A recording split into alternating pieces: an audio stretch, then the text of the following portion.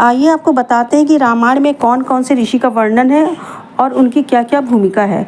सबसे पहले कश्यप ऋषि आते हैं। ये कश्यप ऋषि सबसे प्राचीन और सम्मानित ऋषि हैं। इन्हें परमपिता ब्रह्मा का अवतार माना जाता है। इन्होंने 13 कन्याओं से विवाह किया था।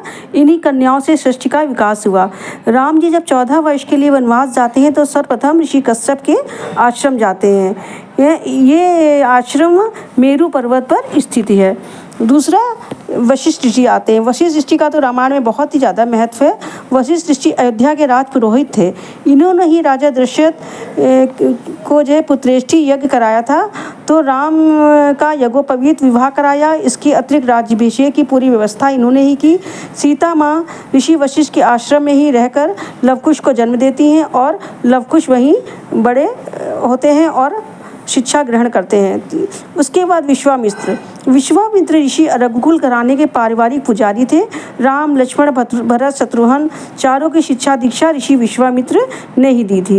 राम स्वयंवर के समय राम जी विश्वामित्र की आज्ञा पाकर ही धनुष तोड़ते हैं। उसके बाद आते हैं अगस्त्य ऋषि। अगस्त्य ऋषि एक अद्वितीय ऋषि हैं।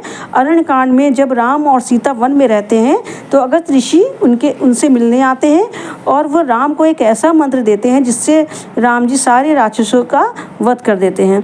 फिर आते हैं श्रृंगी ऋषि। श्रृंगी ऋषि बहुत ही तेजस्वी ऋषि थे। कहा जाता है कि वशिष्ठ ऋषि ने राजा दशरथ के लिए पुत्रेष्टि यज्ञ कराने के लिए इनको बहुत ही आग्रह किया, तब ये तैयार हुए, क्योंकि पुत्रेष्टि यज्ञ कराने वाले का जीवन भर का पुण्य यज्ञ की आहुति में नष्ट हो जाता है। अतः यज्ञ कराने के बाद जब राजा दशरथ के यहाँ राम लक्ष्मण भरत शत्रुघ्न चारों का जन्म हो जाता है तो श्रृंगी ऋषि दोबारा पुण्य अर्जित करने के लिए तपस्या करने चले जाते हैं। इसी तरह की पौराणिक कथाओं को जानने के लिए मेरे चैनल को सब्सक्राइब अवश्य करें। आपका बहुत बहुत धन्यवाद।